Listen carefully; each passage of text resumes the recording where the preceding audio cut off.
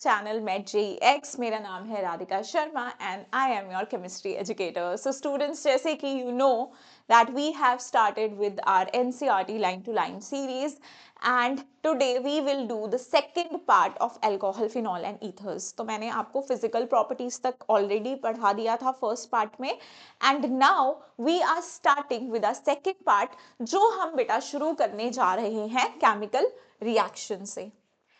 तो जिसने यार फर्स्ट पार्ट नहीं देखा, चीजें इंटरलिंक्ड होती हैं, तो जाके आप लोग फर्स्ट पार्ट देख सकते हो and then you can continue with your second part. Okay, so alcohols जो हैं कहते हैं दे आर वर्सेटाइल कंपाउंड्स। ये न्यूक्लियोफाइल की तरह भी बिहेव कर सकते हैं और इलेक्ट्रोफाइल की तरह भी बिहेव करते हैं। यस, अब देखो न्यूक्लियोफाइल तो आपको यहाँ से दिख रहा है कि यहाँ पे एल्कोहल के पास लोन पेयर्स है। भाई अगर कोई इलेक्ट्रॉन रिच स्पीशीज है तो वो न्यूक्लियोफाइल की तरह तो बिहेव करेगी, तो हमारे अल्कोहल्स यहाँ पर न्यूक्लियोफाइल की तरह बिहेव कर रहे हैं। ये चीज क्लियर होगी मैम, न्यूक्लियोफाइल की तरह तो कर लिया, लेकिन इलेक्ट्रोफाइल्स कैसे करेंगे?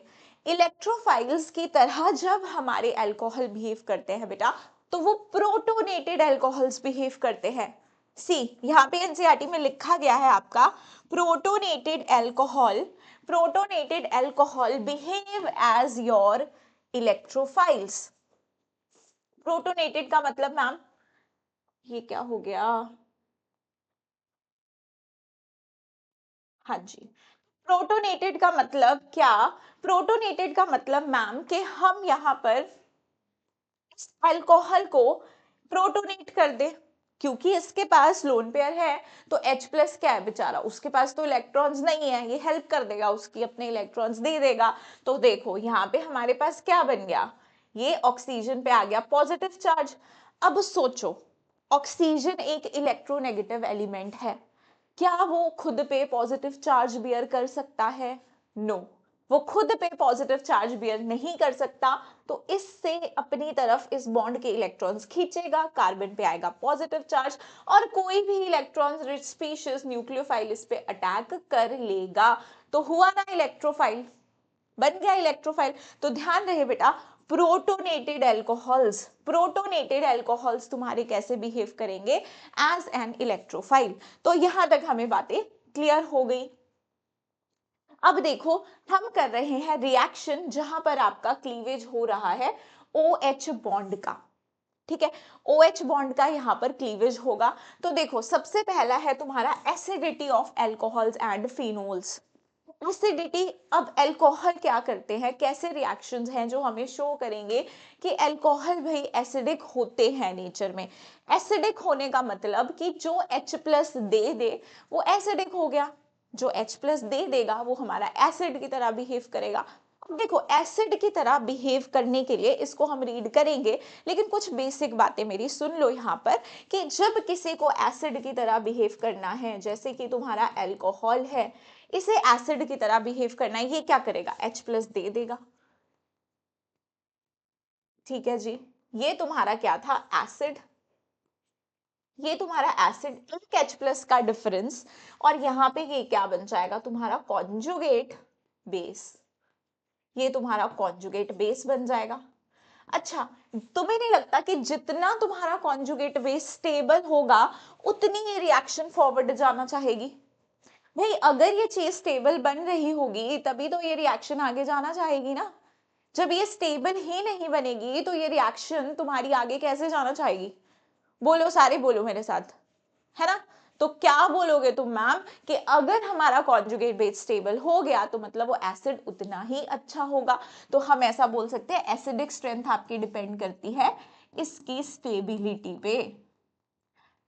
ठीक है जी, इतनी बातें सबको क्लियर हो गई। अब यहाँ पे देखो रिएक्शन, क्योंकि हमारा अल्कोहल क्या है? एसिड है, तो किसी एक्टिव मेटल के साथ रिएक्ट करके उसमें से हाइड्रोजन निकल जाएगी और ये बना देगा sodium alkoxide ion. Active metal यार, सोडियम की जगह एल्यूमिनियम भी तो ले सकते हैं ना, तो एल्यूमिनियम के साथ भी इन्होंने रिएक्शन करवाया, क्योंकि एल्यूमिनियम की वैलेंसी 3 होती है, तो यहाँ पे 3 तुम्हारे साथ एल्कोक्साइड, ये तुम्हारे पास 3 जुड़ जाएंगे ना, क्योंकि न्यूट्रल है, ये +3 तो इस पे हो गया -3 चार्ज।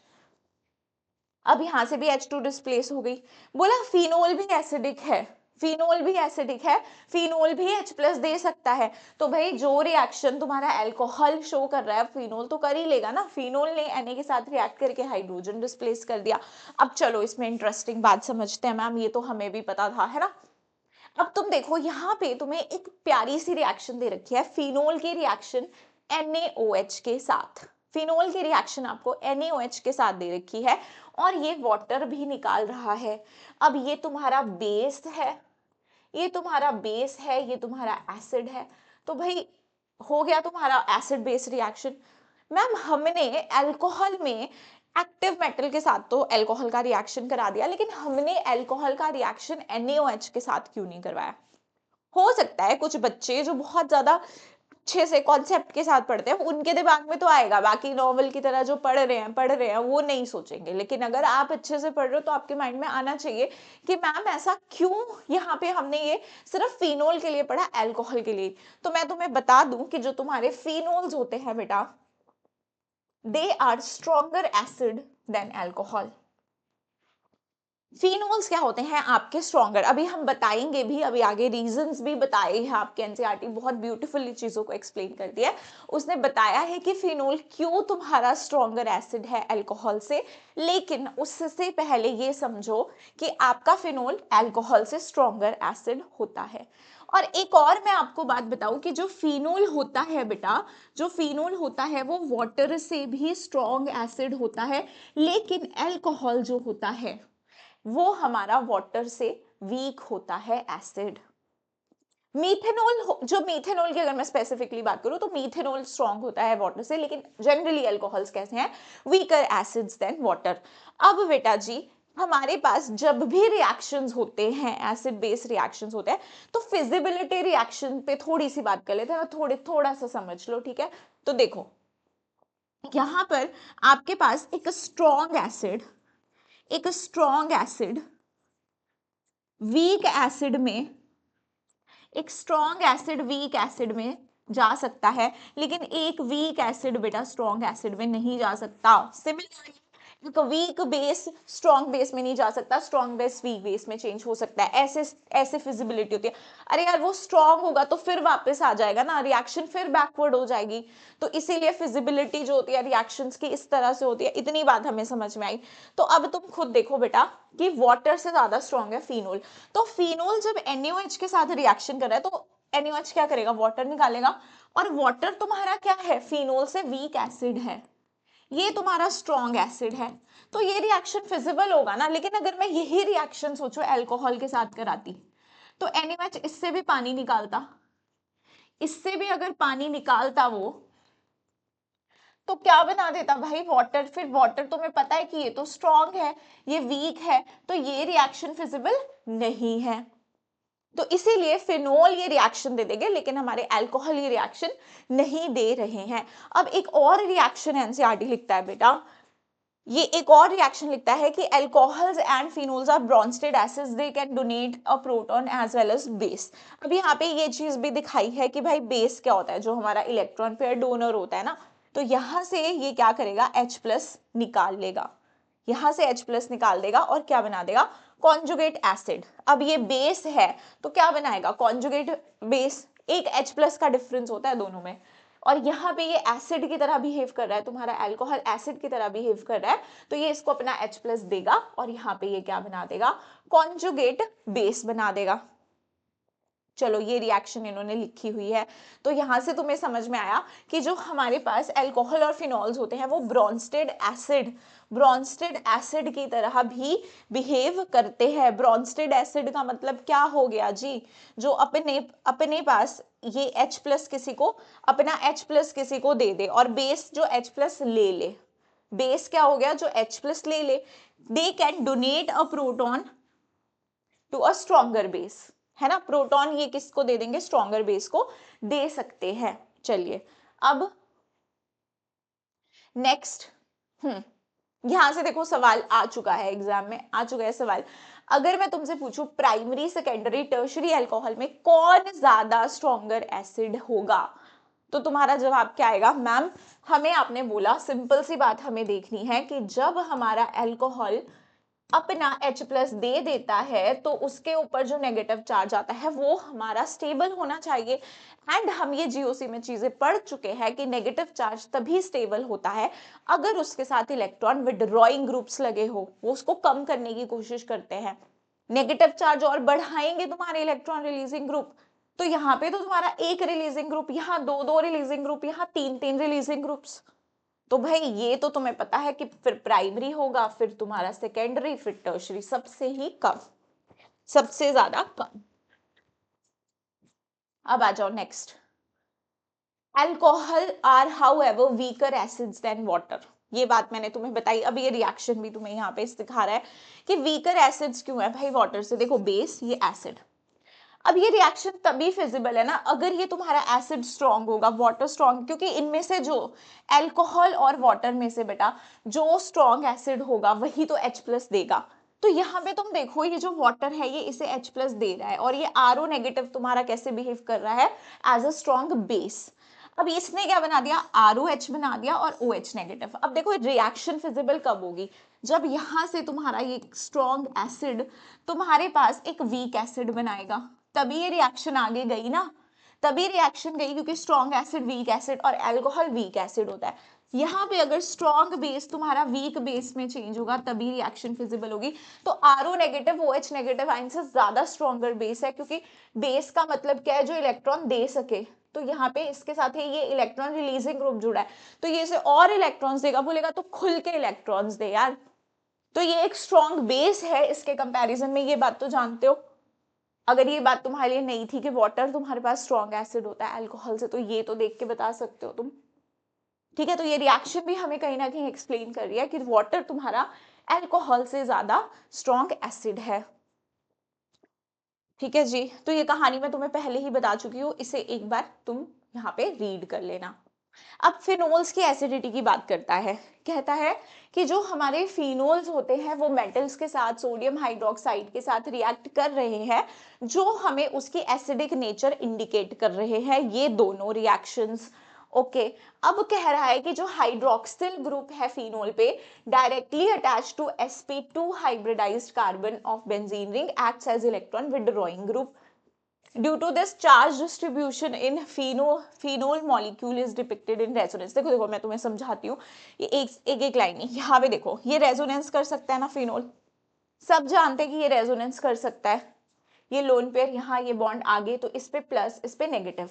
अब जरा ध्यान से देख लो फिनोल के रेजोनेटिंग स्ट्रक्चर सारे ध्यान से देख लो कैसे बन रहे हैं। देखो ऑक्सीजन पे पॉजिटिव चार्ज आ रहा है, कार्बन पे नेगेटिव, ऑक्सीजन पे इस पे नेगेटिव पॉजिटिव।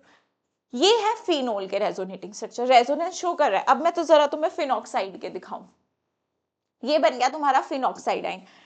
जब फिनोल ने H प्लस लूज किया तो क्या बन गया बेटा, फिनॉक्साइड आयन। ठीक है, इस पे जरा मैं तुम्हें पहले स्ट्रक्चर्स दिखा दूं इसके। अब ये देखो फिनॉक्साइड आयन के रेजोनेटिंग स्ट्रक्चर्स, यहाँ भी ये रेजोनेंस कर रहा है। ठीक है जी, रेजोनेंस कर रहा है मैम, यहाँ पे नेगेटिव आ गया, यहाँ नेगेटिव आ गया, यहाँ नेगेटिव आ गया, फिर लास्ट में तुम्हारा जहां पे था वहीं पे नेगेटिव आ गया। क्या यहाँ पे ऑक्सीजन पे एक भी बार पॉजिटिव आया, नहीं आया। तो मतलब फिनॉक्साइड आयन में बेटा there is no charge separation, और तुम्हारे इलेक्ट्रोनेगेटिव एलिमेंट पे कोई पॉजिटिव चार्ज आ भी नहीं रहा है। तो मतलब इस रिएक्शन की फिजिबिलिटी होगी, इस रिएक्शन की आगे फिजिबिलिटी होगी, ये H प्लस खुशी खुशी दे देगा, खुशी खुशी दे देगा, क्योंकि ये भी रेजोनेंस करता है, लेकिन यहाँ पे जो रेजोनेंस होता है वो ज्यादा इफेक्टिव होता है, क्योंकि यहाँ पे कोई चार्ज सेपरेशन नहीं होती, नो चार्ज सेपरेशन, कोई चार्ज सेपरेशन हमें देखने को नहीं मिलती है। तो ऑब्वियसली ये रिएक्शन आगे की तरफ जाएगा। अब पिछले पेज पे वो क्या बोलता है, वो अल्कोहल और फिनॉक्साइड का कंपैरिजन करता है। यहाँ एल्कोक्साइड आयन बना, यहाँ फिनॉक्साइड। ये कहता है फिनॉक्साइड रेजोनेंस की वजह से ये ज्यादा स्टेबल है ये वाला एनाइन, जबकि ये अनस्टेबल है, क्योंकि ये इलेक्ट्रॉन डोनेटिंग ग्रुप से, इलेक्ट्रॉन रिलीजिंग ग्रुप से यहाँ पे इलेक्ट्रॉन दे रहा है। तो इसीलिए हमारे पास जो फिनोल है वो हमारा अल्कोहल से ज्यादा स्ट्रॉन्ग एसिड माना जाता है। ठीक है जी, ये बातें हमें यहां तक समझ में आ गई। तो अब हम नेक्स्ट मूव करते हैं अपना केमिकल रिएक्शंस पे। ओके, केमिकल रिएक्शंस ही पढ़ रहे हैं, सॉरी एसिडिटी थी ना ये हेडिंग थोड़ी सी इसकी चेंज करनी पड़नी थी मुझे, कोई बात नहीं। चलो अब आ जाओ तुम यहाँ पे, देखो यहाँ पे ये क्या बात बोलता है कि आपके पास अगर आप फिनोल में कोई इलेक्ट्रॉन विड्रॉइंग ग्रुप लगा दो, कोई इलेक्ट्रॉन विड्रॉइंग ग्रुप लगा दो, तो वो क्या करेगा, उसकी एसिडिटी और बढ़ाएगा, क्योंकि फिर जो फिनॉक्साइड आयन बनेगा वो ज्यादा स्टेबल बनेगा, ज्यादा और स्टेबल बनेगा ना भाई, क्योंकि इलेक्ट्रॉन विड्रॉइंग ग्रुप अटैच है और नेगेटिव को कम करेगा। तो इलेक्ट्रॉन विड्रॉइंग ग्रुप जो होते हैं, इलेक्ट्रॉन विड्रॉइंग ग्रुप तुम्हारी एसिडिटी को इंक्रीज करते हैं, तो directly proportional to your acidic strength. ये बातें तुम याद रखोगे। तो कहता है in substituted phenols the presence of electron withdrawing group such as nitro group enhances the acidic strength of phenol. This effect is more pronounced when such group is present at ortho and para position, क्योंकि हमें पता है हमारे जो plus are groups होते हैं, resonance effect होता है या मेसोमर इफेक्ट बोल लो आप, मेसोमेरिज्म, तो वो कहाँ पे आपका प्रोनाउंस्ड होता है, वो आपका लगता है ऑर्थो और पैरा पे, मेटा पे ऑपरेट नहीं होता। So it is due to effective delocalization of negative charge, और ज्यादा डीलोकलाइजेशन होगी नेगेटिव चार्ज की, तो और ज्यादा हमारे एसिड्स की स्ट्रेंथ बढ़ेगी। अब देखो ये टेबल, भाई this table is very very very very important. Very important क्यों बोल रही हूँ मैं आपको, इसी में से ऑर्डर आ जाएगा आपको लगाने के लिए। अब यहाँ पे देखो कुछ पीके वैल्यूज दी गई है। आपको पता है कोई भी एसिड होता है, उसकी जो एसिडिक स्ट्रेंथ होती है that is directly proportional to Ka and inversely proportional to pKa। भाई जिस एसिड का pKa जितना कम, उतना उसका एसिडिक स्ट्रेंथ ज्यादा, उतना अच्छा वो एसिड। ठीक है, तो ये तुम्हें pKa वैल्यू आ जानी चाहिए। क्या होता है pKa वैल्यू का मतलब आप जब Ka लिखते हो ना, आप आयनिक इक्विलिब्रियम में करते हो, तो आपके पास मान लो कोई एसिड है, तो आप कैसे लिखते हो, किसी के लिए भी लिख दो, ये मैंने ऐसे एग्जांपल ले लिया। जनरली हम इक्विलिब्रियम कांस्टेंट लिखते हैं, फिर वीक एसिड लेते हैं, तो यहाँ पे क्या आ गया, एक तरह से ऐसे आ जाएगा ना, इसकी कॉन्सेंट्रेशन, यार ये पेन नहीं चल रहा, तो आपके पास देख लो H plus directly proportional to H plus होता है Ka, और तुम्हें पता है pKa क्या होता है तुम्हारा, माइनस लॉग Ka, है ना। तो जितना तुम्हारा Ka ज्यादा उतना pKa कम, दोनों में इनवर्स रिलेशन है। चलो अब आ गया तुम्हारा ऑर्थोनाइट्रोफिनोल। कह रहा है भाई एक है ऑर्थोनाइट्रोफिनोल, कई बार यहां से क्वेश्चन देखो पूछा जाता है नाइट्रोफिनोल का के केस का। एक बना दिया तुमने मेटा, एक बना दिया तुमने पैरा। तो भाई ये कह रहा है कि इनमें से बताओ इसकी एसिडिक स्ट्रेंथ का ऑर्डर लगाओ। तो मैं तुम्हें इसकी एसिडिक स्ट्रेंथ का ऑर्डर लगा दूं, पैरा, फिर आएगा मेटा, सॉरी फिर आएगा ऑर्थो, फिर आएगा तुम्हारा मेटा। क्यों, क्योंकि भाई देखो इसमें तो लग रहा है प्लस एम, इसमें लगा रहा है सॉरी माइनस एम, इसमें लग रहा है माइनस एम, विड्रॉइंग है ना, इसमें लग रहा है माइनस एम, बट इसमें सिर्फ माइनस आई लग रहा है। तो हमें पता है कि जो हमारा रेजोनेंस इफेक्ट होता है वो बेटा कैसा होता है, वो ज्यादा स्ट्रॉन्ग होता है, ज्यादा डोमिनेटिंग इफेक्ट है as compare to inductive effect. तो ये समझ में आ गया कि इन दोनों में, लेकिन मैम आपने पैरा और मेटा में कैसे डिसाइड किया। पैरा और मेटा मैंने ऐसे डिसाइड किया कि यहाँ पे इस ऑर्थोनाइट्रोफिनोल में हो रही है हाइड्रोजन बॉन्डिंग, यहाँ पे हो जाएगी तुम्हारी हाइड्रोजन बॉन्डिंग, तो ये H प्लस को इतना इजीली जाने नहीं देगा। तो इसीलिए तुम्हें यहाँ पे दिख रहा होगा कि पीके वैल्यू जो है इसकी 7.2 है, इसके 7.1 है, जिसकी पीके कम उसकी के ज्यादा और एसिडिक स्ट्रेंथ और ज्यादा, और सबसे ज्यादा पीके है मेटा का, तो मतलब वो सबसे इनके कंपैरिजन में वीक है।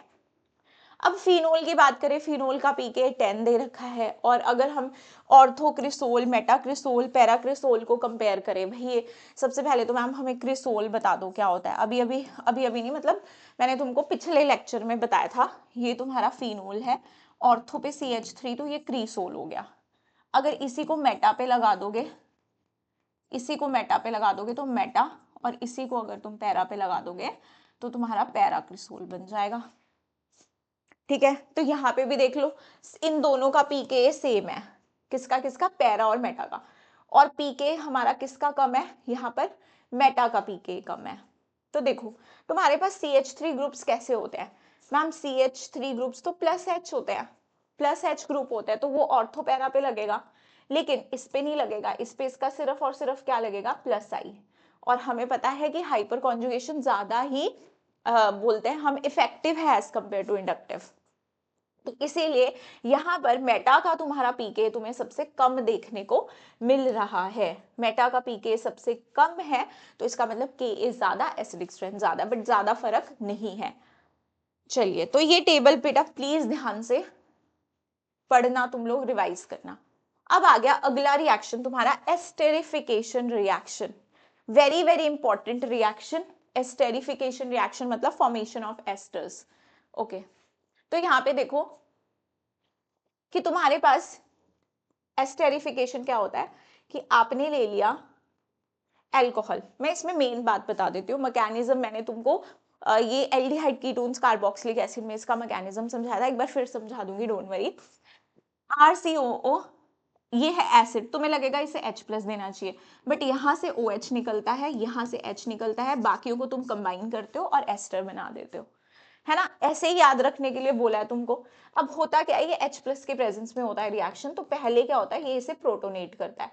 प्रोटोनेट कैसे करेगा, ऐसे। तो ये क्या बन गया तुम्हारा RCOOH पे पॉजिटिव, इस पे नेगेटिव, ठीक है जी। अब इसके बाद क्या होगा, क्यों इस पे ऑक्सीजन पे बन गया पॉजिटिव चार्ज, तो ये क्या करेगा, इलेक्ट्रॉन खींचेगा अपनी तरफ। तो हमारे पास क्या है, अल्कोहल। अल्कोहल हमारा न्यूक्लियोफाइल की तरह बिहेव करेगा, यहाँ पे अटैक कर देगा। अटैक कर देगा तो यहाँ पे बन जाएगा तुम्हारा ORH पॉजिटिव, और यहाँ पे OH, ठीक है जी। अब हमारे पास यहाँ पर एक सेकेंड, मैंने यहाँ पे H प्लस का अटैक, अच्छा सॉरी, मैंने यहाँ पे H प्लस का अटैक इसमें कराया, दिखा इसमें दिया, कहाँ गया मेरा इरेजर, ये रहा, ठीक है। इसको फिर मैं ऐसे दिखाती हूँ, यहाँ पे H लगा था ना, यहाँ पे तुम्हारा H लगा था, यहाँ पे तुम्हारा H लगा था, और यहाँ पे ये इस तरह से, हाँ ये सही है, उस पे H लगाना भूल गई थी बस। यहाँ से देखो ये ऐसे है ना, रेजोनेंस में है, तो ये इधर जाएगा, ये इधर जाएगा, फिर ऊपर नेगेटिव आएगा और वो इस पे अटैक करेगा, ऐसे। चलो, अब होगा क्या यहाँ पर, ये तुम्हारा आ गया H ऐसे, और इस तरह से ये। अब यहाँ पे भी ऑक्सीजन पे पॉजिटिव चार्ज है, तो ये क्या करेगा, यहाँ से होता है प्रोटॉन ट्रांसफर, इस पे होता है तुम्हारा प्रोटॉन ट्रांसफर, किसी पे भी कर लो इनमें से। अब हो गया तुम्हारा प्रोटॉन ट्रांसफर, तो ये बन गया तुम्हारा OH2 पॉजिटिव, और ये क्या बन गया तुम्हारा OR। अब because water is a good leaving group, water is a good leaving group, यहाँ से ये बॉन्ड ब्रेक करेगा और ये लीव करेगा, और हमें मिलेगा यहाँ से RC डबल बॉन्ड O, इस पे एक H है, और यहाँ से वाटर लीव कर जाएगा और OR। अब ये H प्लस हमारा यहाँ से ये डीप्रोटोनेशन होगी, और ये हमारे पास बच जाएगा एस्टर। मैं सिर्फ तुम्हें एक चीज दिखाना चाहती हूँ, तुम्हें मैकेनिज्म याद नहीं रखना, इसलिए मैंने जल्दी जल्दी भी किया मैकेनिज्म। तुम्हें क्या याद रखना है, तुम्हें यहाँ से एक चीज याद रखनी है कि देखो यहाँ पे जो यहाँ से वाटर लीव कर रहा है, वाटर लीव कर रहा है इस स्टेप में, ये तुम्हारा वाटर लीव कर रहा है, जरा देखो, ये OH है, ये OH है, ये वाला OH है, तो बताओ ये OH किसका है, ये जो OH है ये किसका है, वाटर जहां पे लीव कर रहा है उसमें जो OH ग्रुप है वो एसिड का है, तो एसिड से OH जा रहा है और तुम्हारा अल्कोहल से H जा रहा है, ठीक है जी। क्योंकि कई बार वो मान लो यहाँ पे ऑक्सीजन को 18 कर दे, O18, या इसे D कर दे, तो तुम्हें पता होना चाहिए ना कौन सी चीज कहाँ से जा रही है, ये चीज हमें पता होनी चाहिए। अब आ जाओ तुम अपना, अच्छा 2-3 रिएक्शन और थे ना, ये तो मैंने तुम्हें मैकेनिज्म समझा दिया। हाँ जी, इसमें अगर तुम एस्टर्स बनाना चाहते हो तो तुम यहाँ पे क्या कर सकते हो, एसिड एनहाइड्राइड भी ले सकते हो। एसिड एनहाइड्राइड हमने ले ली तो भी हमारे पास सेम चीज तुमने क्या करना है, ऐसे है तुम्हारे पास ROH plus RC double bond O C double bond OR, तो क्या हो जाएगा तुम्हारा, ये ऐसे अटैक करेगा और ये लीव कर जाएगा, और यहाँ से तुम्हारे पास क्या बन जाएगा RCOR, और एसिड निकल जाएगा, ठीक है। फिर तुम अगर यहाँ पे करते हो, रिएक्शन करते हो ROH का RCOCl से, एसाइल ग्रुप हम यहाँ पे एसाइलेशन करा रहे हैं, तो भी एस्टर बनेगा, और रिएक्शन पिरिडिन के प्रेजेंस में होता है। अच्छा, पिरिडिन के प्रेजेंस में क्यों होता है भाई रिएक्शन, क्योंकि HCl बन रहा है, ये तुम्हारा बेस, ये तुम्हारा एसिड, तो HCl को ये निकालने का काम करेगा ताकि तुम्हारा इक्विलिब्रियम फॉरवर्ड शिफ्ट हो और हमें ज्यादा से ज्यादा यील्ड मिले। ठीक है, यहाँ पे यही चीज लिखी है एनसीईआरटी के लाइन में, the reaction with acid chloride is carried out in the presence of base so as to neutralize HCl formed during the reaction. Assertion reasons में पूछा जा सकता है यहाँ से question.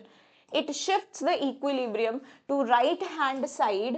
The introduction of acetyl group in alcohols or phenols is known as acylation.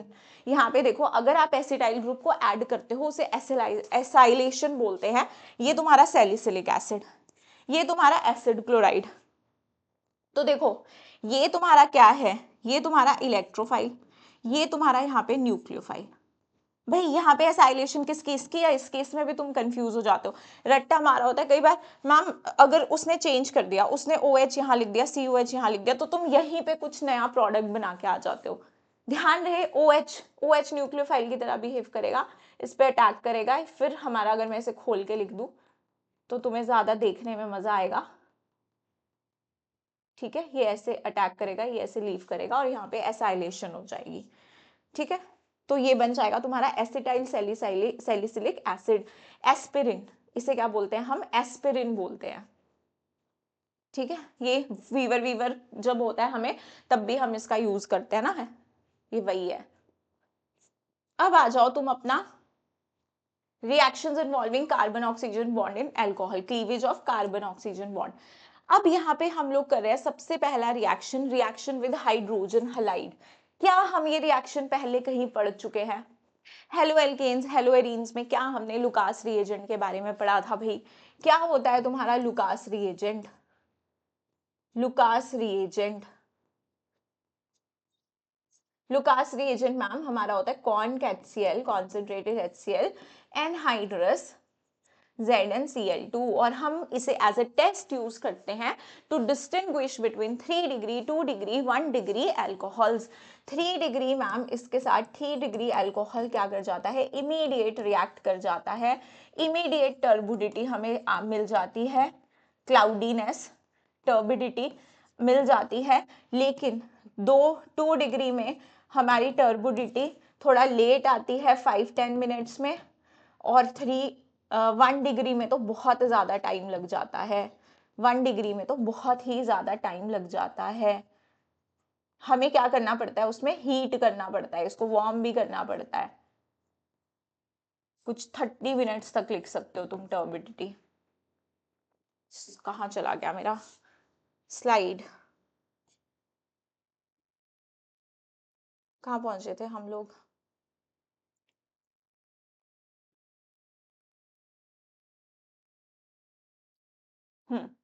यहाँ पे पहुंचे थे ना हम। तो देखो यहाँ पे वो हट गया, चलो कोई बात नहीं। हमें ये तो पता है ना कि टर्बिडिटी 3 डिग्री में सबसे ज्यादा फास्ट आती है, फिर 2 डिग्री अल्कोहल में, और उसके बाद तुम्हारा 1 डिग्री में it takes a lot of time. ये सारी चीजें एक तरह से रिवीजन हो रही है हमारी। और एक और इंपॉर्टेंट बात मैंने बोली थी भाई, 3 डिग्री को तो यहाँ पे कैटलिस्ट, ये तुम्हारा ZnCl2 एज ए कैटलिस्ट हम काम कर रहे हैं इसका। ऐसे देखो प्रोटोनेशन पॉसिबल ही नहीं होती यहाँ पे, क्योंकि ये वीक लीविंग ग्रुप है ना OH। हम पहले इसको क्या करते हैं, प्रोटोनेशन करते हैं, तब जाके ये लीव करता है, फिर यहाँ पे कैटाइन बनता है, कार्बोकेटाइन। तो 3 डिग्री में बहुत स्टेबल कार्बोकेटाइन बनता है, इसीलिए वहां पे जल्दी फास्ट रिएक्शन होता है। और 1 डिग्री हमें पता है बहुत ही कम स्टेबल है, तो बहुत टाइम लगता है उसका रिएक्शन होने में। तो ऐसे हम क्या कर सकते हैं, इनके बीच में डिफरेंशिएट कर सकते हैं। और 3 डिग्री को तो जरूरत ही नहीं है एनहाइड्रस ZnCl2 डालने की, वो बिना उसके ही कर लेगा कॉन्सेंट्रेटेड HCl के साथ रिएक्शन। लेकिन 2 डिग्री 1 डिग्री उसके बिना रिएक्शन नहीं करते हैं। ये बातें मैंने तुम्हें हेलो एल्केन्स हेलो एरीन्स में भी करवा रखी हैं। अब आ जाओ तुम्हारा रिएक्शन विद फॉस्फोरस ट्राइहैलाइड्स, ये भी हेलो एल्केन्स का ही पार्ट है। याद करो, फॉस्फोरस PCl5 PCl3 के साथ तुम रिएक्शन करते थे, PCl5 के साथ करते थे, सॉरी अल्कोहल का, तो क्या बनता था, RCl POCl3 और HCl। जब तुम ROH का रिएक्शन PCl3 के साथ करते थे, 3 मोल लेने पड़ते थे, 3 मोल RCl बनते थे, और H3PO3 हमें यहाँ से निकलता था साइड प्रोडक्ट। तो ये रिएक्शन तुम्हें याद रखना है। अच्छा, अब आ जाओ डिहाइड्रेशन पे। डिहाइड्रेशन मतलब पानी निकालना है, अल्कोहल से पानी निकालना है। किसके प्रेजेंस में होगा? H+ के प्रेजेंस में ये रिएक्शन होगा, तो एसिड कैटेलाइज्ड रिएक्शन होता है। क्योंकि तुम्हें पता है OH ऐसे नहीं निकलेगा, पुअर लिविंग ग्रुप है, तो पहले क्या करेगा? H+ इस पे अटैक करेगा, water as a leaving group निकलेगा, तो हमारे पास यहाँ से क्या होगा? ये तुम्हारे पास ओके, यहाँ पे हमें क्या करना है? वाटर रिमूव करना है। हाँ जी, तो यहाँ से जब ये लीव करेगा तो यहाँ पे पॉजिटिव क्रिएट होगा, तो हाँ यहाँ से हाइड्रोजन भी लीव कर जाएगा। ये तो सिमेट्रिकल एल्कीन बन रही है। थोड़ा हम वो वाला मैकेनिज्म डिस्कस करते हैं जहाँ पे तुम्हारी अनसिमेट्रिकल एल्कीन है। ठीक है जी, चलो एक बार मैं इसको बना के बता ही देती हूँ, आगे नहीं दे रखा है। C2H5OH है। ठीक है, तो क्या होगा? आप इसमें एक चीज याद रखो कि डिहाइड्रेशन करवानी है हमें, किस क्या लेना पड़ेगा? H2SO4 हमें लेना पड़ेगा अपना 413 केल्विन पे। तो क्या हो गया? जैसे मान लो तुमने एल्काइन कोई भी एल्कीन ली, सॉरी एल्कोहल लिया, CH2, इसे मैं ऐसे लिख दूं, एक काम करती हूँ ऐसे लिख देती हूँ OH। इसे मैं अगर ऐसे लिख दूं, इसे CH2 लिख दूं, इसे H लिख दूं, और यहाँ पे CH2OH लिख दूं, तो तुम डायरेक्टली अगर तुम्हें करना है तो तुम क्या कर सकते हो? यहाँ से H2O हटा सकते हो। लेकिन अगर मैं मैकेनिज्म की डिस्कशन करूं तो हम क्या ले रहे हैं यहाँ पे? H2SO4। ठीक है, तो H+ का सोर्स है ये, H+ देगा, तो यहाँ पे क्या करेगा? ये इसको प्रोटोनेट करेगा, प्रोटोनेशन से ही निकलेगा। OH is a poor leaving group, तो मेरे पास यहाँ पे क्या बनेगा बेटा? मेरे पास यहाँ पे क्या बन जाएगा तुम्हारा? CH2 OH इस पे आ गया पॉजिटिव चार्ज, और अभी ये CH3 रहने दो। ये शॉर्टकट कब करोगे तुम? सीधा वाटर निकालना हो। अब क्या होगा बेटा? यहां से ये OH क्या करेगा? लीव कर जाएगा। ये OH तुम्हारा क्या करेगा? ये OH2O क्या कर जाएगा? यहां से H2O क्या कर जाएगा? वाटर लीव कर जाएगा। अगर वाटर लीव कर जाएगा, अगर वाटर लीव कर जाएगा तो यहाँ पे क्या बन जाएगा? कार्बोकेटाइन। यहाँ पे कार्बोकेटाइन बन जाएगा।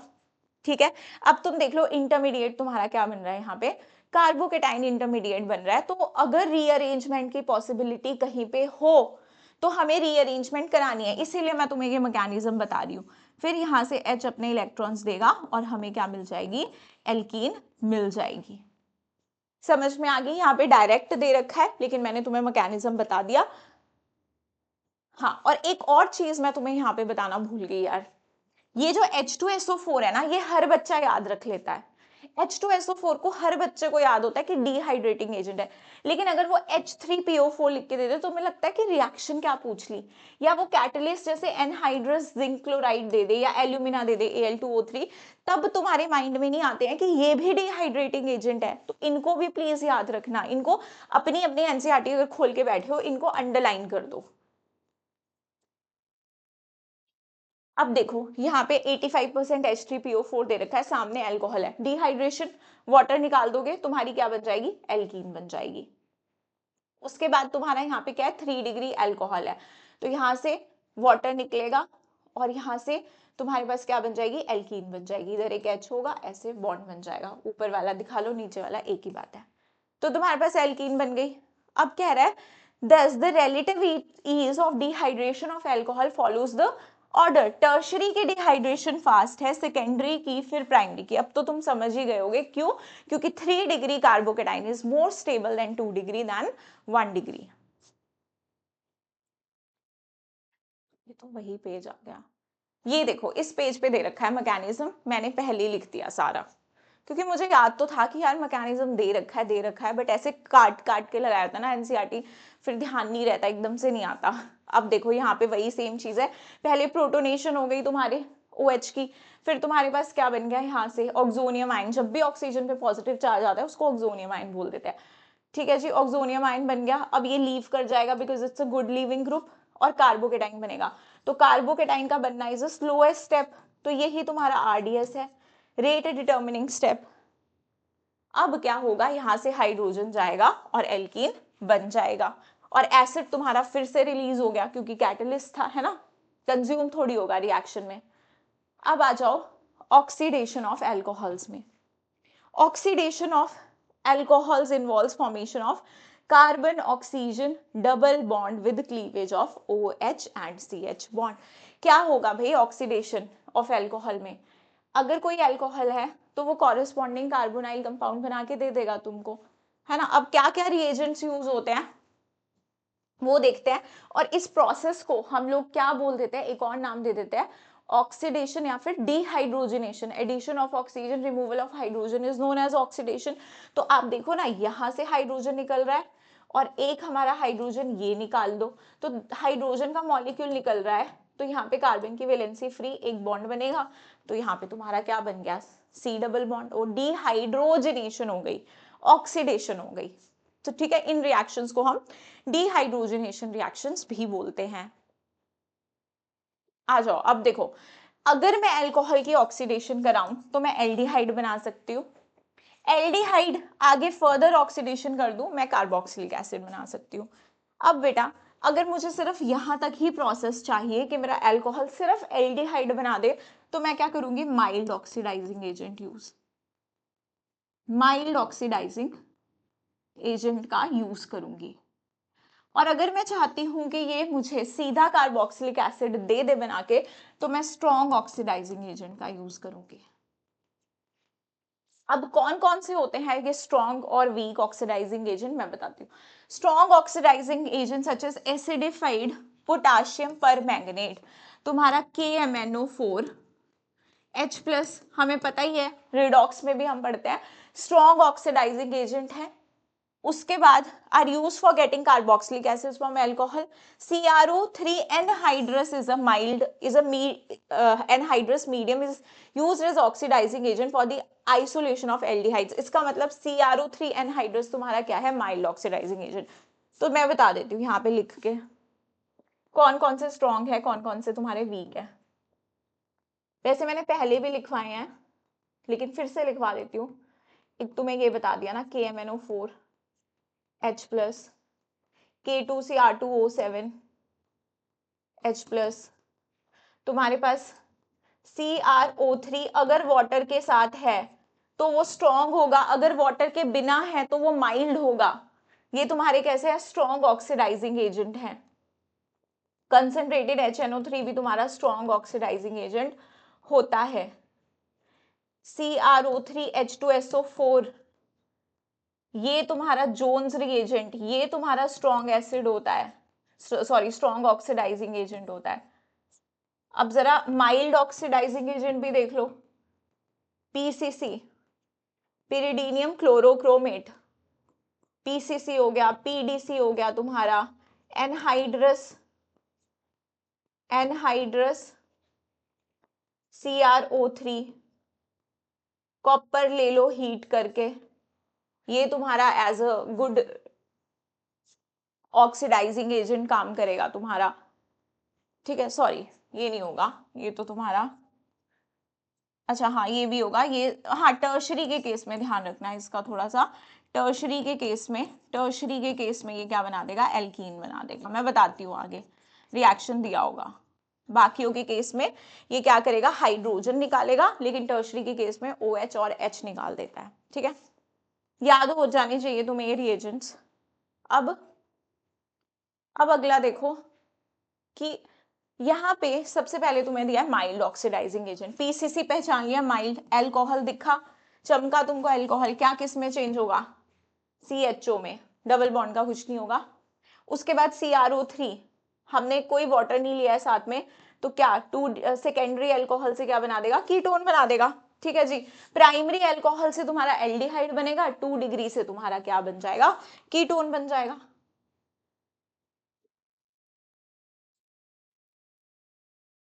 Next, tertiary alcohols do not undergo oxidation. Tertiary alcohols क्यों, मैं तुम्हें एक लाइन लिखवा देती हूँ यहाँ पे, for oxidation alpha H is required.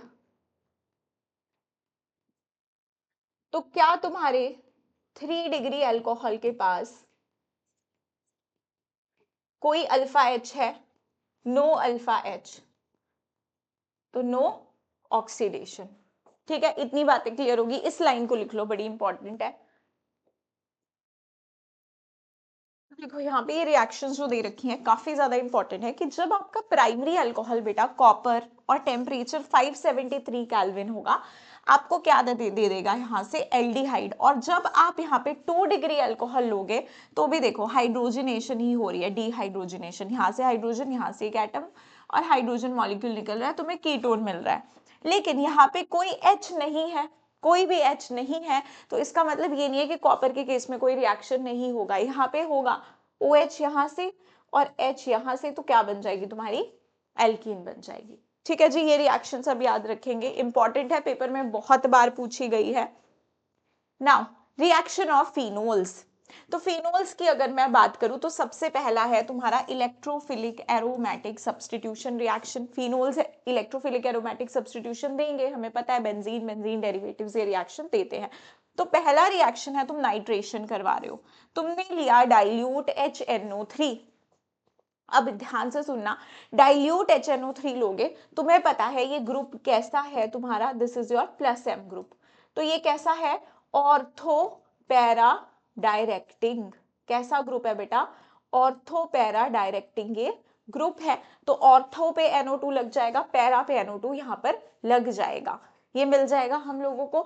अब इसके बाद आ जाओ कि तुम्हारे पास ये ऑर्थो एंड पैरा, अच्छा पहले ये इस पे मैं बाद में आती हूँ, पहले एक और इसके साथ रिएक्शन देख लो।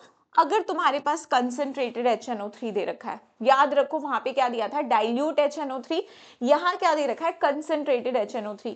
तो कंसंट्रेटेड के केस में बेटा क्या हो जाएगा, तुम्हारे पास ऑर्थो दोनों पोजीशन पे पैरा पे तुम्हारे पास 2,4,6 ट्राई नाइट्रोफिनोल बन जाएगा इन case of concentrated HNO3। Dilute के केस में ऑर्थो पैरा बन रहे थे, यहाँ पर आपका 2,4,6 ट्राई नाइट्रोफिनोल बन जाएगा, क्योंकि हमें पता है कि ये जो OH है ये काफी ज्यादा एक्टिवेटिंग ग्रुप है। और यहाँ पे एक और बात सुनो, कंसंट्रेटेड HNO3 ले रहे हैं तो this is a very very strong oxidising agent.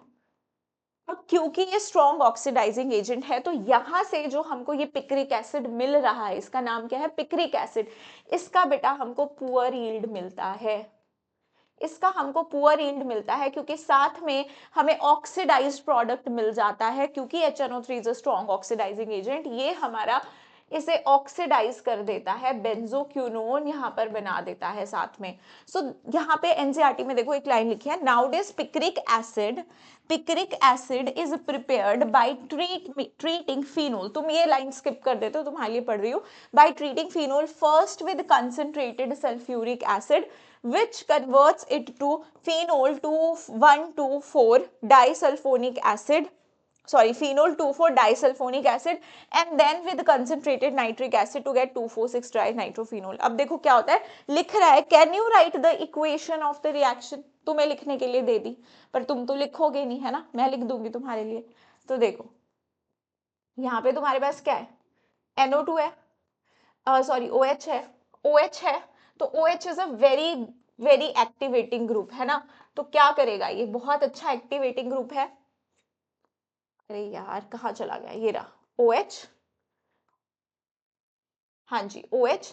तो तुम क्या करो कि सीधा कंसंट्रेटेड HNO3 के साथ रिएक्शन मत करवाओ, पहले अगर ये बहुत ज्यादा एक्टिवेटिंग ग्रुप है तुम्हारा, this is a plus M group, तो इसकी एक्टिवेशन कम करने के लिए तुम्हें नहीं लगता कि तुम्हें कोई इलेक्ट्रॉन विड्रॉइंग ग्रुप अटैच कर देना चाहिए रिंग के साथ, तो तुम क्या करवा दो, यहाँ पे तुम करवा दो सल्फोनेशन, सल्फोनेशन करा दो, 2 मोल ले लो, यहाँ पे तुम क्या करा दो SO3H, इधर भी ऐड हो जाएगा, इधर भी ऐड हो जाएगा, ठीक है, यही चीज बोल रहे हैं ना, ये 2,4 डाइसल्फोनिक एसिड बनेगा। फिर इसकी अगर तुम नाइट्रेशन करवाओगे, अब तुम्हें अच्छे यील्ड में यहाँ से 2,4,6 ट्राइनाइट्रोफिनोल मिल जाएगा, क्योंकि अब रिंग इतनी एक्टिवेटेड नहीं है, नहीं है तो ये ऑक्सीडाइज्ड प्रोडक्ट हमको यहाँ पर नहीं मिलेगा। तो ये ध्यान रखो कि डाइल्यूट में क्या मिल रहा है, कंसंट्रेटेड में क्या मिल रहा है। अब आ जाते हैं, देखो यहाँ पे जब डाइल्यूट के साथ रिएक्शन कर रहे थे ऑर्थो मिल रहा था पैरा, कह रहे हैं हम इसे स्टीम डिस्टिलेशन के थ्रू सेपरेट कर सकते हैं, इन दोनों आइसोमर्स को हम स्टीम डिस्टिलेशन के थ्रू सेपरेट कर सकते हैं, कैसे, ortho nitrophenol is steam volatile due to intramolecular hydrogen bonding. यहाँ देखो बेटा ये कैसी है, इंट्रामोलिकुलर हाइड्रोजन बॉन्डिंग। तो अगर खुद में हाइड्रोजन बॉन्डिंग कर लिया तो अगले मॉलिक्यूल के साथ हाइड्रोजन बॉन्डिंग नहीं करेगा तो ये जल्दी वोलेटाइल हो जाएगा। दिस इज मोर वोलेटाइल, मतलब वेपराइज हो जाएगा जल्दी, this will be more volatile. लेकिन क्योंकि यहाँ पर तुम्हारी इंटरमॉलिक्यूलर हाइड्रोजन बॉन्डिंग हो रही है, एक दूसरे के साथ ये जुड़े हैं, तो ये इतनी जल्दी वेपराइज नहीं होंगे, ये तुम्हारे लेस वोलेटाइल होंगे। ये लेस वोलेटाइल होंगे क्यों? क्योंकि इंटरमॉलिक्यूलर हाइड्रोजन बॉन्डिंग है यहाँ पर। तो इस तरह से स्टीम डिस्टिलेशन से हम इन्हें सेपरेट कर पाएंगे। चलो ये चीज मैंने तुम्हें समझा दी। अब आ जाओ अपना हेलोजिनेशन पे। हेलोजिनेशन में भी एक इंपॉर्टेंट पॉइंट तुम्हें याद रखना है, मार्क कर लो अपनी एनसीईआरटी को साथ साथ में बेटा जी निकाल के। अगर तुम अपनी हेलोजिनेशन करवा रहे हो in any non polar solvent या लेस पोलर सॉल्वेंट, या तो CS2 ले लो या CHCl3 ले लो, तब तो तुम्हें हमारे पास क्या मिल जाएगा, ortho bromophenol and para bromophenol, जिसमें पैरा तुम्हारा मेजर होगा। ये कब हो रहा है बेटा, जब तुम एक नॉन पोलर सॉल्वेंट ले रहे हो। लेकिन यहाँ पे देखो, अब तुम करवा रहे हो bromination in polar solvent.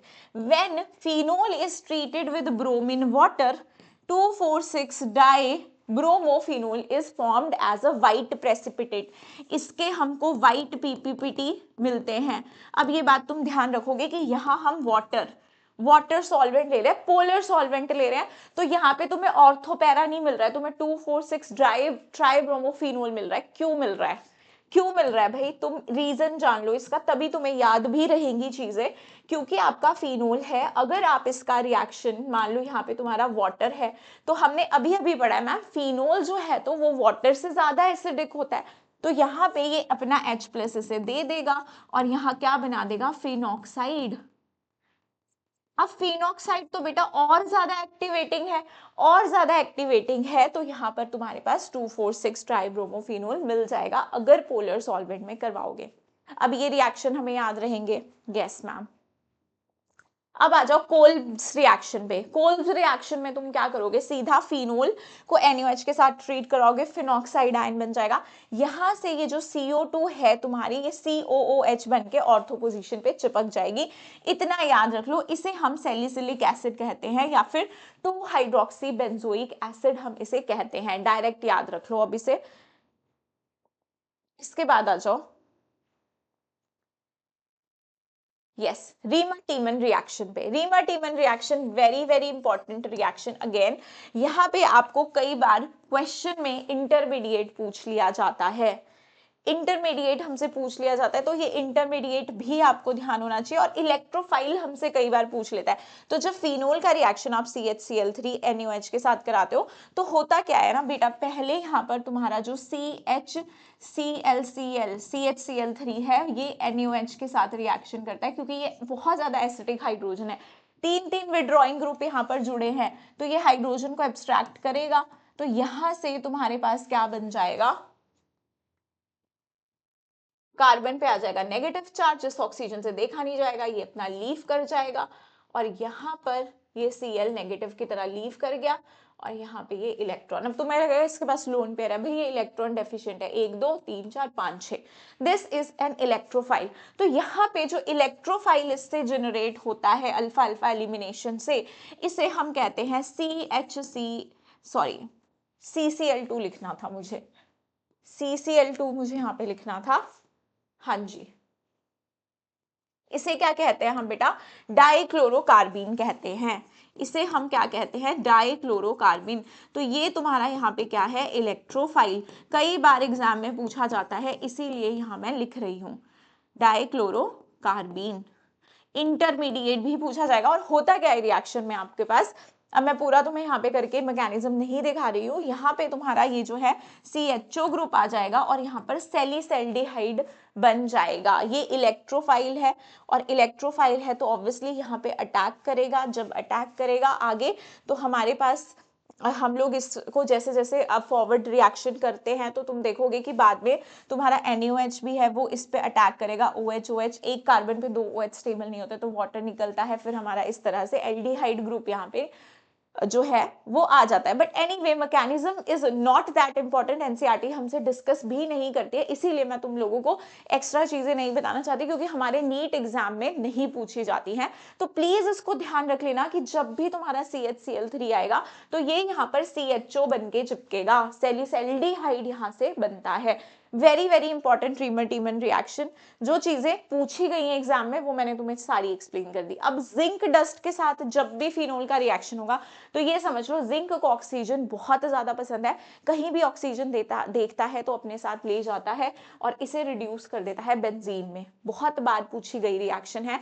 Then oxidation, अगर आप फिनोल का ऑक्सीडेशन करवा दो with chromic acid, chromic acid is also very very strong oxidising agent, produces conjugated diketone known as benzoquinone. तो यहाँ पे ऑक्सीडाइज्ड प्रोडक्ट फिनोल का क्या बनता है, याद करो कंसंट्रेटेड HNO3 भी फिनोल को ऑक्सीडाइज कर दे रहा था, तो पिक्रिक एसिड हमें कम यील्ड में मिल रहा था, इसमें बेंजोक्यूनोन में ही तो ऑक्सीडाइज कर रहा था, राइट। सो ये एक रिएक्शन तुम्हारा।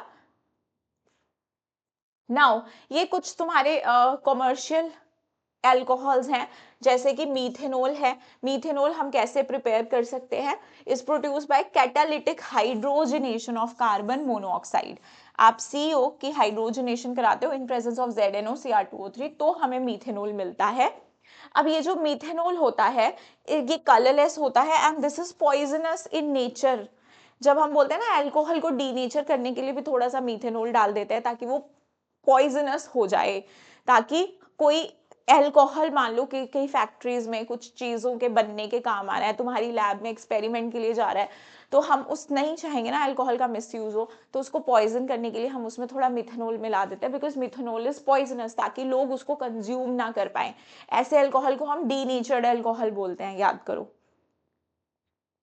ठीक है। और मिथेनॉल जो होता है उसको वुड स्पिरिट कहा जाता है। अब आ जाओ तुम नेक्स्ट अपना इथेनॉल पे। तो ethanol is also commercially obtained by fermentation, ठीक है। यहाँ पे इसको क्या बोल रहे हैं हम कि ये भी एक इंपॉर्टेंट अल्कोहल है, इसे हम कमर्शियली फर्मेंटेशन से ऑब्टेन करते हैं। बहुत ओल्ड मेथड है ये अल्कोहल बनाने का। तो तुम देख लो ये तुम्हारे पास यहाँ पे क्या है, ग्लूकोज। तो ये हमारे एंजाइम्स होते हैं, फर्मेंटेशन होती है, तो हमारे यहाँ पे अल्कोहल प्रोड्यूस होता है। एक बार इनको रीड मार लेना, इतना ज्यादा यहाँ से क्वेश्चन वैसे नहीं बनता है, बट स्टिल हमें छोड़ना कुछ नहीं है।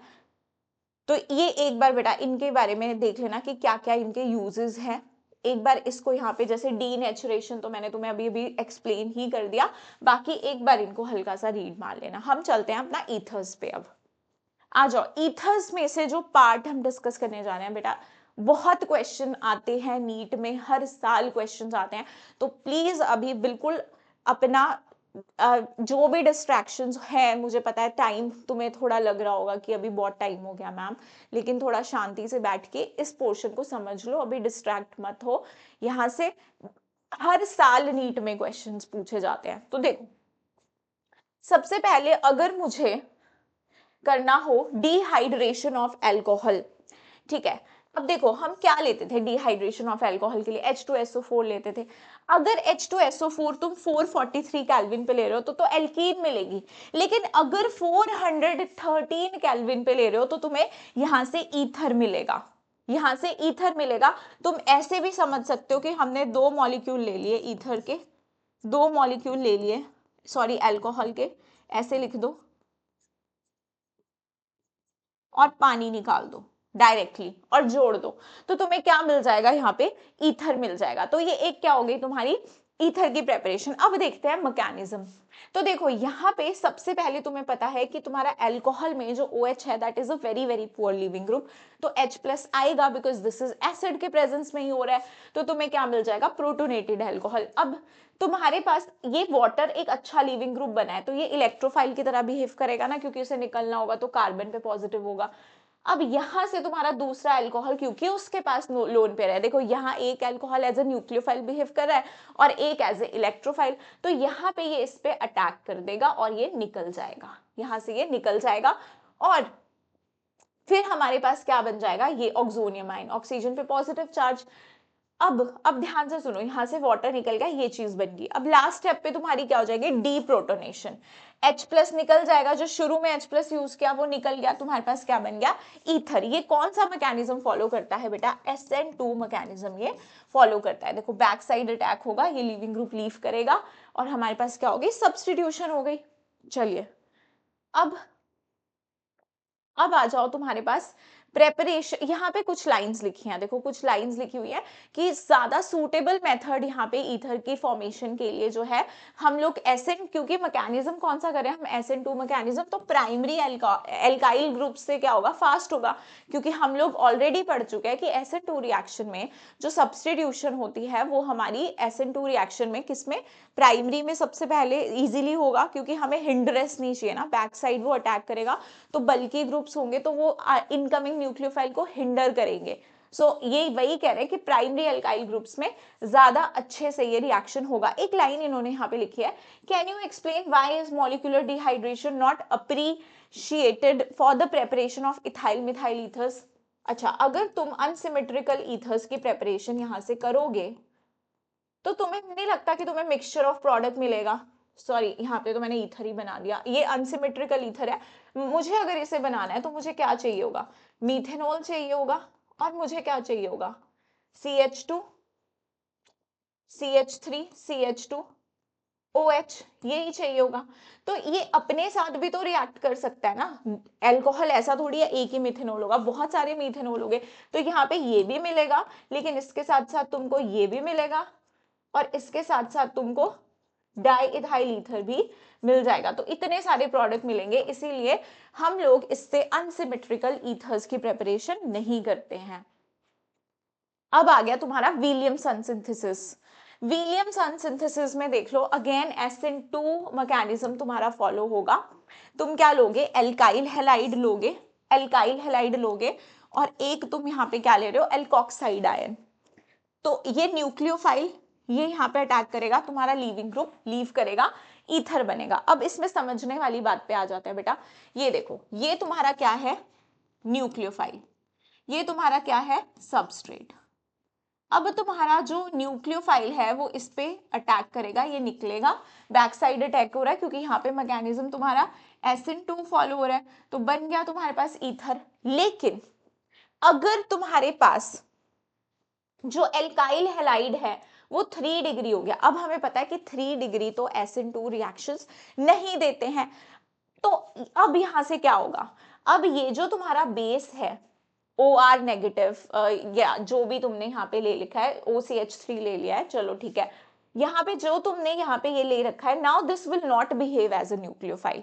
अब क्या होगा, सब्सटीट्यूशन एंड एलिमिनेशन में फाइट होगा, क्योंकि SN2 तो नहीं देगा। अब ये क्या करेगा, ये जो तुम्हारे पास यहाँ पे तुमने ले रखा है बेस, बेस नहीं मतलब अगर ये कार्बन पे अटैक करे तो इसे बोलेंगे न्यूक्लियोफाइल, अगर ये हाइड्रोजन एब्स्ट्रैक्ट कर ले तो इसको बोलेंगे बेस। अब इस केस में क्योंकि इतनी हिंड्रेंस है, ये अटैक तो कर ही नहीं सकता, SN2 से तो जा ही नहीं सकता। अब ये क्या करेगा, यहाँ से हाइड्रोजन ले आएगा, जो मिला वो ले आया, हाइड्रोजन इसने निकाल दी, तो यहाँ से क्या हो गया, तुम्हारा एलिमिनेशन हो गया। ठीक है, इस पे आएगा नेगेटिव और ये आएगा बॉन्ड बनेगा, Br यहाँ से लीव करेगा, तो यहाँ पे प्रोडक्ट तुम्हारा क्या बनेगा, एलिमिनेशन प्रोडक्ट बनेगा, एल्कीन बन जाएगा। तो ध्यान रहे कि वैसे SN2 मैकेनिज्म फॉलो होता है, लेकिन अगर हमारे पास सबस्ट्रेट बल्कि आ जाए तो वहां SN2 नहीं, वहां पे तुम्हारा एलिमिनेशन होके एल्कीन बन जाएगा। अब फिनोल्स को हम किस और कैसे, ईथर्स को हम कैसे प्रिपेयर कर सकते हैं, फिनोल से प्रिपेयर कर सकते हैं। NaOH के साथ रिएक्शन कराया, फिनॉक्साइड बना, RX, यहां से R पे अटैक हुआ, X निकल गया, ये तुम्हारा क्या बन गया, ईथर। अब देखो हमारे पास आ गई फिजिकल प्रॉपर्टीज ईथर्स की। तो CO bond in ethers are polar, है ना, पोलर होता है। Ethers have net dipole moment, देखो जहां पोलैरिटी होगी वहां पे डाइपोल मोमेंट तो आएगी आएगी। Weak polarity of ethers do not appreciably affect their boiling points which are comparable to those of alkanes. तो इनका बॉइलिंग पॉइंट अभी अभी हमने एल्कोहल्स के साथ भी कंपेयर किया था, तो उतना ज्यादा नहीं होता है क्योंकि उनमें हाइड्रोजन बॉन्डिंग होती है। यहाँ पे इनमें एज सच कोई ऐसे हाइड्रोजन बॉन्डिंग नहीं है, क्योंकि ऑक्सीजन के साथ H डायरेक्टली नहीं जुड़ा है, यहाँ पे वीक डाइपोल डाइपोल इंटरेक्शंस होती है। तो ये कह रहा है boiling points which are comparable to those of alkanes of comparable molar masses but are much lower than the boiling point of alcohols. ये बात हम पहले ही डिस्कस कर चुके हैं। तो ये देखो पेंटेन का बॉइलिंग पॉइंट 309, इथॉक्सी इथेन का 307, तो ज्यादा फर्क नहीं है, लेकिन अल्कोहल का 390 काफी ज्यादा है क्योंकि उसमें क्या होती है, हाइड्रोजन बॉन्डिंग। ये हमने वैसे समझ लिया था।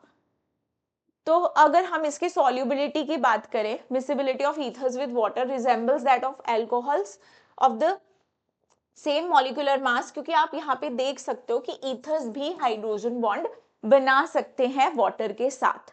So this is due to the fact that just like alcohols, the oxygen of ether can also form hydrogen bonds with water. तो इसीलिए ये पानी में हमारे क्या होंगे, soluble। अब आ गए हम लोग अपने नेक्स्ट रिएक्शंस पे, ROR प्लस HX। अब यहाँ से क्वेश्चन काफी बार आया है, जीसल मेथड है ये हमारा। जीसल मेथड में देखो क्या होता है तुम्हारे पास, ROR प्लस HX, आप किसी एसिड के साथ ईथर का रिएक्शन करवा रहे हो, तुम्हें मिलना है एल्काइल हैलाइड और एल्कोहल। अब इस तुम इस पूरे टॉपिक को एक लाइन से समझ जाओगे, लिटरली एक लाइन से समझ जाओगे अगर तुम ध्यान से सुन लोगे। तो क्या होता है बेटा, हाँ एक चीज और देख लो कि जब तुम ईथर का रिएक्शन करवा रहे हो, ईथर का रिएक्शन करा रहे हो HCl से या एसिड से, तो रिएक्टिविटी का ऑर्डर होता है HI फास्ट, क्योंकि जल्दी H प्लस दे देगा, फिर HBr, फिर HCl, तो रिएक्टिविटी का ऑर्डर HI HBr HCl। अब मैं एक लाइन लिखूंगी और तुम उससे सीख जाओगे किस तरह से हम करेंगे। एक सेकेंड, हाँ इसी में देख लो, हमारे पास जब भी बेटा, जब भी तुम्हारे पास 3 डिग्री कार्बोकेटाइन, 3 डिग्री कार्बोकेटाइन और मोर स्टेबल कार्बोकेटाइन बनेगा, तो जो तुम्हारा रिएक्शन जाएगा SN1 मैकेनिज्म से जाएगा, अदरवाइज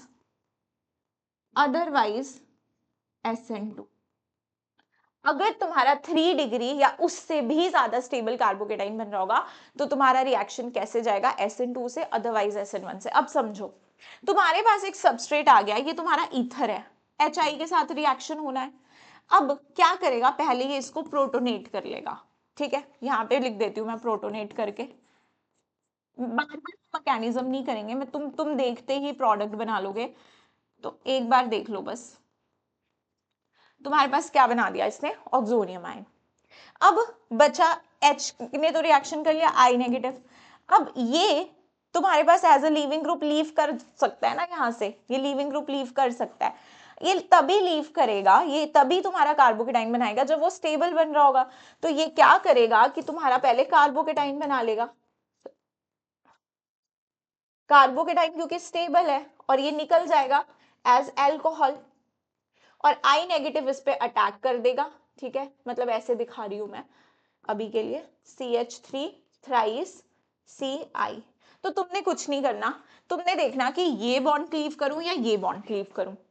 तुम देखोगे ये बॉन्ड क्लीव करता हूं तो जो कार्बोकेटाइन है वो स्टेबल बन रहा है, 3 डिग्री बन रहा है, तो मैं कार्बोकेटाइन बनाऊंगा और I इसके साथ अटैच होगा, और जो H है वो तुम इसके साथ अटैच कर दो, I इसके साथ अटैच कर दो, तुम्हें मिल गया प्रोडक्ट।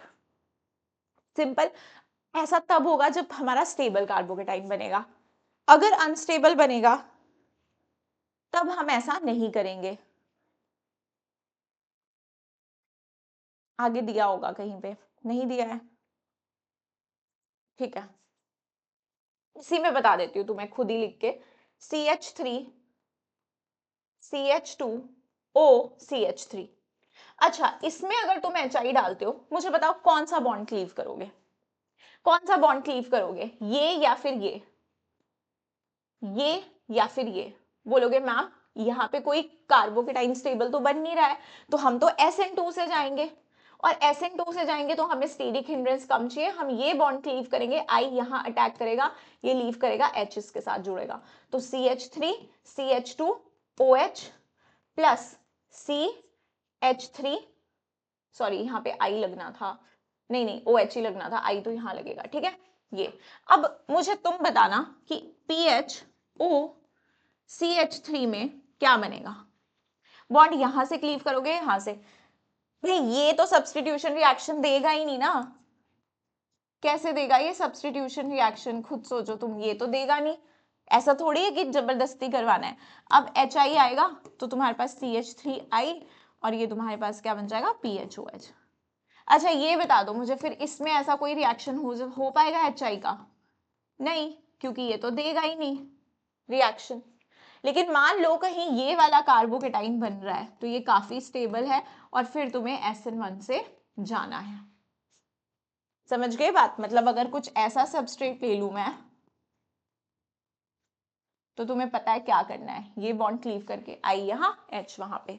तो ये एक सिंपल लाइन याद रख लोगे, तुम्हारा जीसल मेथड हो गया और यहाँ से पक्का क्वेश्चन तुमको आएगा और तुम्हें इतनी सी बात से ये समझ पूरा आ जाएगा। एक लाइन इसमें काफी इंपॉर्टेंट थी।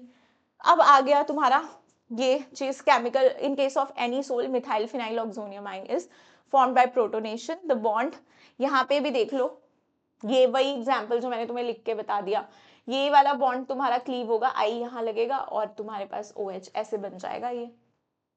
क्योंकि यहाँ पे तो ना ये, अगर ये क्लीव करोगे ना ये SN1 देगा ना SN2 देगा, है ना जी? ये तो SN1 भी नहीं देगा, SN2 भी नहीं देगा।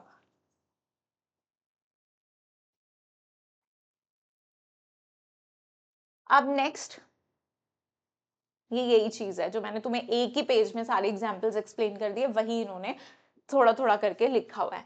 अब है इलेक्ट्रोफिलिक सब्स्टिट्यूशन रिएक्शन। तो ये भी कैसा ग्रुप है बेटा? +M group. ठीक है, ये भी इलेक्ट्रॉन डेंसिटी रिंग में बढ़ा रहा है तो ऑब्वियसली ये इलेक्ट्रोफिलिक सब्स्टिट्यूशन रिएक्शंस देंगे। ठीक है जी, कैसा ग्रुप है? +M group. अब आ गया तुम्हारा हेलोजिनेशन। अब हेलोजिनेशन ये कैसा ग्रुप बताया तुम्हें? +M। तो क्या होगा? Ortho para.